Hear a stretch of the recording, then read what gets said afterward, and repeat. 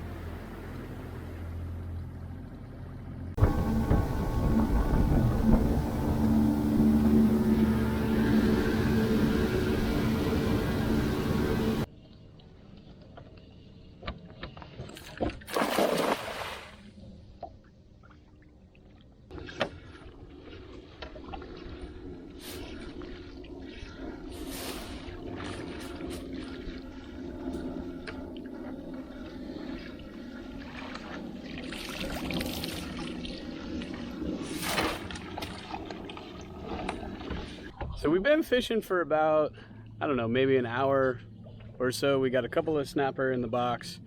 We just moved spots where hopefully there's a couple of bigger mangrove snappers. I'm a little more awake now, so we're gonna keep at it, and hopefully I get to show you one on camera that we catch.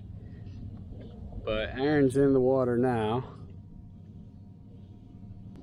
Well, we're gonna keep at it. Like I said, we got a couple in the box, but I'd like to show you catching one on camera. Small guys. Yeah. Seems like lots of small ones.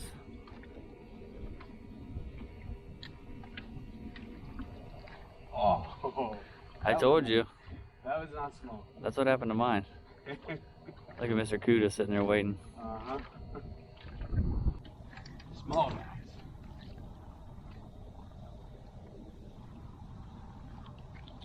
Yeah, this guy's a little small, but this is what we're after, just a bit bigger. But these are mangrove snappers. They got to be 10 inches to keep, and we also have a very big barracuda that we're competing with right now that this little guy somehow outran. But that's what we're after.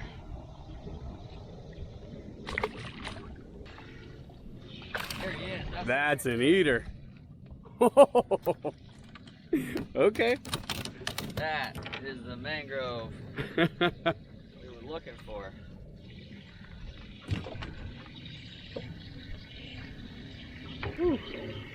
That couldn't be better. 14, 15 inches. I mean, that's textbook. Sorry, buddy. You're going in the cooler. So you would think Aaron was apologizing to the fish. He's apologizing to me for catching fish on my channel, but no, he's apologizing to the fish. We brain bleed them, gut them right away, so there's very, very minimal suffering for the fish, which is the humane thing to do.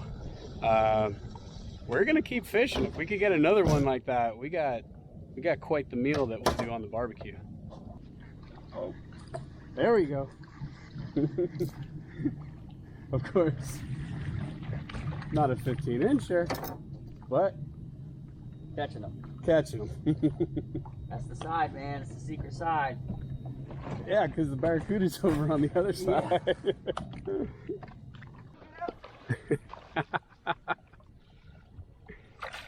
Dude, I'm on. I'm on. Sorry, Will. Gotta take what we can get.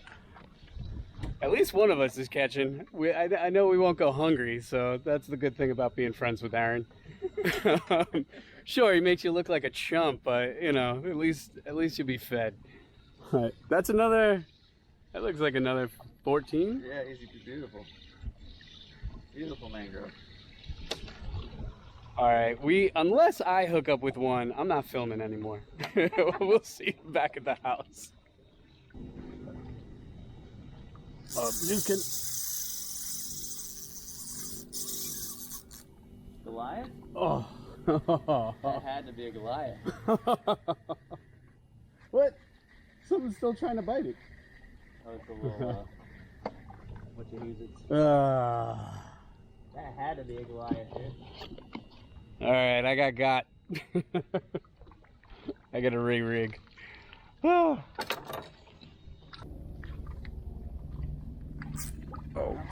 Oh yeah.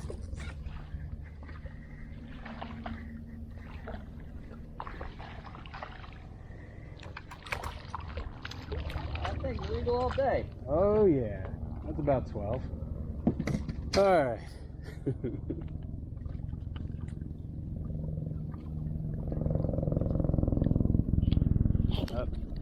We got a helicopter flying overhead, but like I said, this is what we were after. This guy's legal. He's going in the sin bin, and he's getting cooked whole. I'm gonna brain him, bleed him, gut him, put him on ice, and now we will see you back at the house. All right, so we're gonna cook that mangrove whole, and one of the things, well, Aaron and I built a fire pit in the back, so we're gonna do it off of that, and I'm gonna try to do a lot more cooking back here off of that fire pit because it's too cool to not utilize. But one of the things with cooking a whole fish is that you want it to stay moist, and I think that's why a lot of people are reluctant. So you want to add things that will help it stay moist. So one of the things that I always like adding to my fish is onion, and I don't put it in raw. I actually cook it down, sweat it just a little bit, and then I pack the fish full of that. So we're gonna get those going and then put them aside. And it's as simple as I just said. You're not caramelizing them, you're not really trying to get any color on them. You're just taking them down a little bit, sweating them just a little bit, and then putting them inside the fish. Just a little bit of olive oil. And I'm not totally sure in the order I'm gonna put these up, but this skillet here is either in an upcoming episode where I find it actually over by the boat ramp and restore it. So you are either seeing the final product first and we'll have to watch that episode later, or this is the skillet that we restored. So depending on when I put those up, we'll see. Gonna add just a little bit of salt to get those going. I had a lot of people ask about the Lowry's garlic salt, why I use that. When I was cooking in the Bahamas, I got used to using it because everyone uses it there. And when I stopped using it, I started missing that flavor. And to me, garlic powder, adding a lot of garlic powder is almost a little bit too much, where this is just the right amount of garlic where you don't get an over-the-top garlicky flavor. It just adds a little more flavor.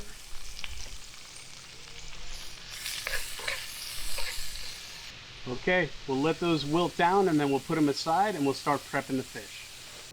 All right, here's our mangrove snapper. Beautiful, beautiful fish, perfect whole fish size. Went ahead, we actually gutted them on the boat as we caught them, and I ripped out the gills. The reason why you want to rip out the gills is because sometimes it can lend a bitter taste to your fish when you cook them whole. So always take the gills out. I do that when I make a broth.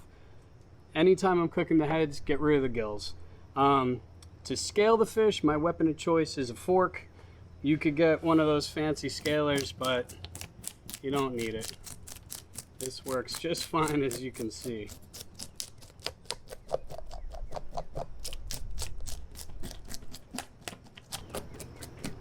If you ever have to do this inside, a good trick that we used to do at the restaurant is put the fish inside a plastic bag and do this. You have to do it kind of blind and by touch when it's inside the plastic bag, but you won't get scales everywhere like this. Okay, We are descaled. I'm gonna give them a rinse off, clean off my table, and we'll keep going here. Next step, I'm gonna put out a little bit of tin foil. We're gonna make a pouch. A lot of times you can do that with parchment paper, but I'm gonna add a couple of things and then seal this up really tight to make sure we keep all the moisture in on that mangrove snapper and all of the juices. So one of the other things we're gonna put in is this right here, which is a banana leaf. And a lot of times I get asked, what could I use instead of a banana leaf? Collard green would work. But anything thick and green, full of moisture. I keep showing in older videos where I go to grab these, and I'm sure one day someone is gonna kill me for grabbing banana leaves off their property. So this one I didn't show the getaway.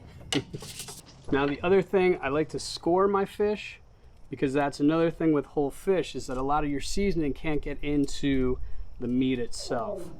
So we do a couple of scores, and this will also help on checking the fish when it's done, because all you do is open it up, give a little peek, and if you can lift up one of those pieces off the bone, it's done.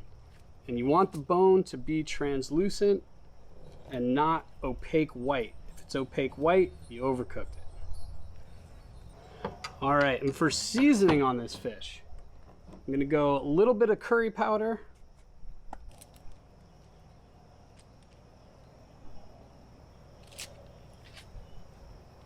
both sides.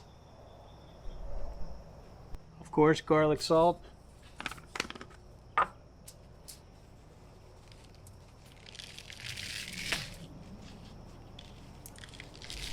And inside the cavity. And a little bit of turmeric. Turmeric has a bit of a ginger taste to it. A little bit of turmeric goes a very long way, so don't go too crazy with that. Now I gotta grab a lemon. I'll be right back. So with the lemon, I just cut up little slices, because again, this will add moisture as well as flavor. It'll brighten up all that curry and turmeric. It'll marry perfectly. I'd like to do, cut them in half and stick them inside our slits here.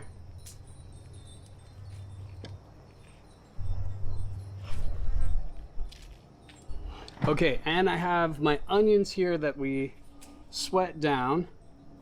So I'm just going to grab a handful of those, put that down, and put our fish on top of that. Now the same with the lemon again.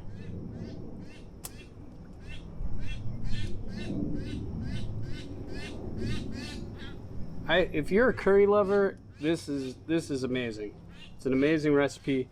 I mean, the smell of the curry already coming off is incredible. So now we go our onions on top and some onions inside.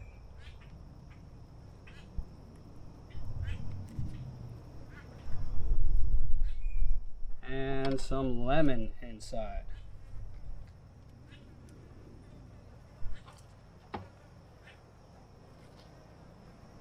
And now I'm going to wrap our fish up.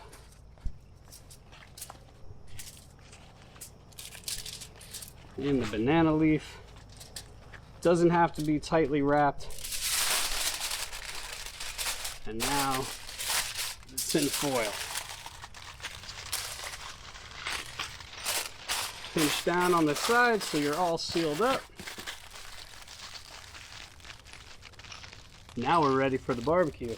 Those coals have been going. They're nice and hot. Because the other thing is, we're gonna flip this midway through. So right now, onto the fire pit she goes.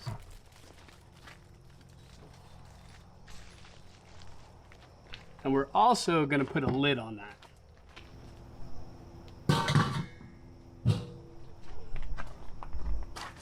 I'm gonna give that about 15 minutes, and then we're gonna flip it over and give it 15 minutes on the other side. Now that fish was on ice, packed in ice, so it is very, very cold.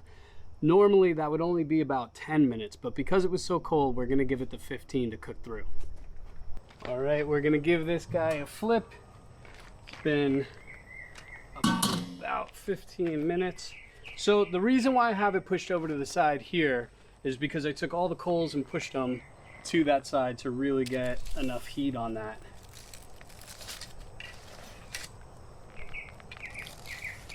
And now, because that side we had the lid on, so it was already started, this side is only going to take about 10, at the tops 15 minutes.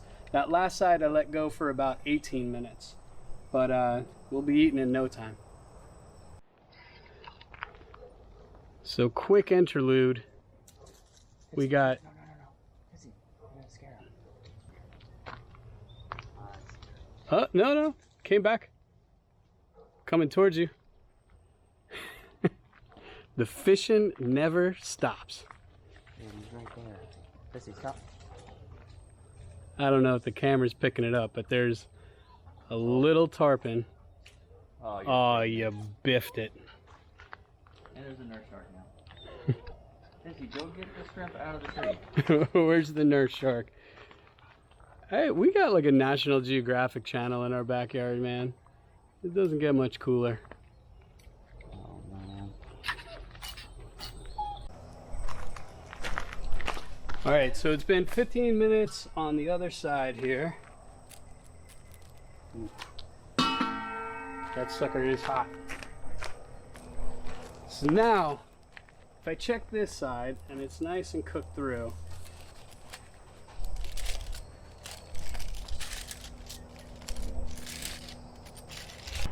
the banana leaf does give just a slight flavor, but it's such a nice aroma. And that comes right off of the bone. So that means that is done. Let me get a close-up for you so that you can see what I mean. So you see how that comes nice and clean right off that bone, and that bone is not white.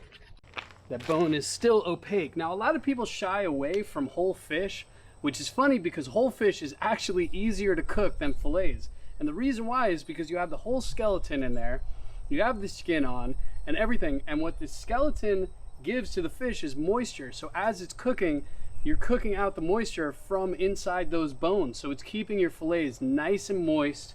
It's actually, it's way easier, if you ask me, to where fillet you have to watch it and know exactly when it's cooked through.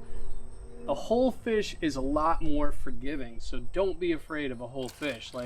Like I said, with this one I had a time in my head, but I kind of let it go a little bit over, and it's pretty much perfect. So let's pull this off, we'll throw it on, and we'll give her a taste. All right, let's see if I can get this to the table without dropping it. Like a pro.